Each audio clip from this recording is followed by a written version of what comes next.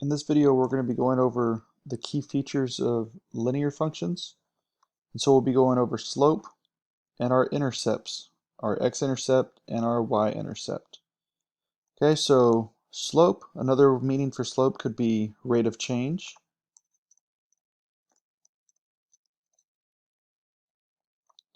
Another way to say x-intercept is to find our zeros. And another way to say your y-intercept could be initial value or your starting value, how much you're beginning with. So our slope, if you remember, that is represented by the letter M.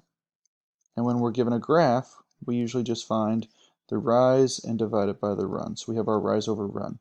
So looking at this graph over here, it already gives us two coordinate points. And so we can find the rise and divide that amount by how much it runs across. So right here, our rise, we can't just count by ones, because if you look to the side, our intervals are counting by twos. And so we're going to be counting by twos each step. So we have 2, 4, 6. So it rose up 6 units. And how much did it run across? Now down here, if you look, we're counting by ones. And so it's just going to be 1, 2, 3. So 6 over 3. And when we divide, we get 2. Now you got to look at this line and you got to think, okay, well, where is it going from left to right? Well, it's decreasing. Since it's decreasing, that means we're going to have a negative slope. And so our slope here would be -2. Now, what does that mean? Well, we go and we look at the graph and see what it's talking about. So right here, here's our title, tank water level. Okay, and it's measuring it in time in hours and in height in inches. So this is saying that for every hour, the height is decreasing by 2 inches. So it's decreasing 2 inches per hour. Now the x-intercept. Well, x-intercept means where does the graph touch the x-axis? So right here is where it touches the x-axis at 6, 0. And if you look, your x-intercept will always have a y value of 0. Okay, so our x-intercept here, again, is 6, 0. And what does that mean? Well, according to this graph, that tells us when the height of the water reached 0. So when was the tank empty? After 6 hours. Now let's look at that y-intercept and analyze it. So y-intercept is again where we're touching the y-axis with our graph. So right here, that meets up at 0, 12. And then what does that mean? Well, that's our initial value. That's where we started with the level of the tank, okay, for the water levels. And so it started at 12 inches. So the initial value of our water in the tank was 12 inches. And again, looking at the y-intercept, your x value will always be 0. Okay, so let's look at another example. This time, instead of a graph, we're given a table, and it's talking about gift cards. Okay, so with a gift card, we start off with the balance of 100. So we can assume this is $100. So we've got money on the y values. And for video games, we're talking about just the number of video games purchased. So right here, our slope. Well, if you remember from when we're given a table, we can find slope by using the first difference method. So right here, we find the first difference. What's the difference between 100 and 50? Well, we get 50.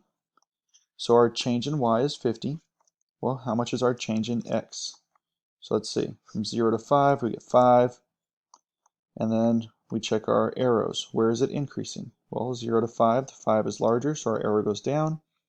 And from 100 to 50, the 100 is larger, so our arrow goes up. Since they're opposite arrows, this means we're going to have a negative slope. And then we take our change in y and divide it by the change in x. And our change in y was 50.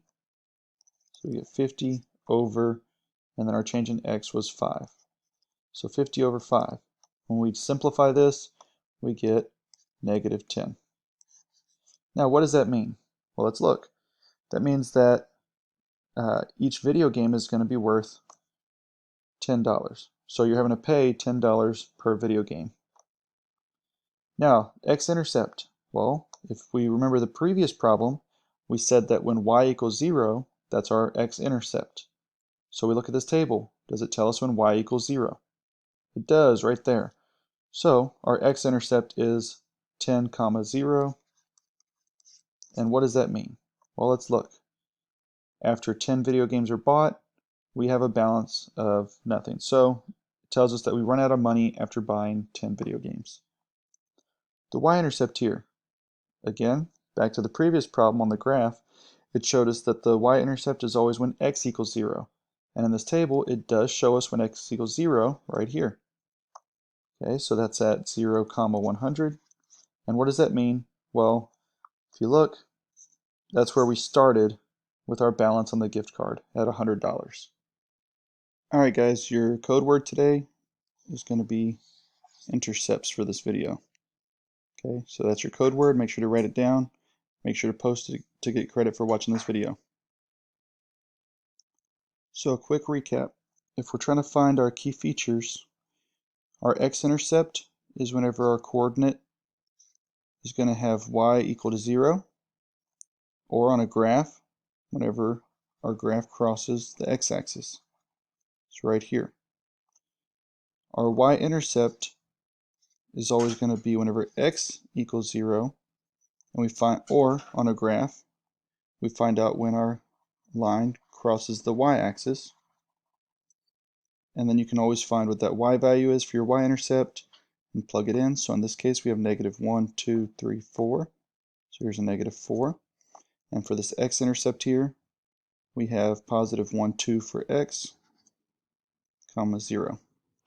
And our slope, if we have a graph, we can always do rise over run. In this case, we have +1, 2, 3, 4. 4 over 1, 2, which equals a slope of +2, because as we look at this line, it's increasing from left to right, meaning it is a positive slope. So here, m equals 2, or our rate of change is 2.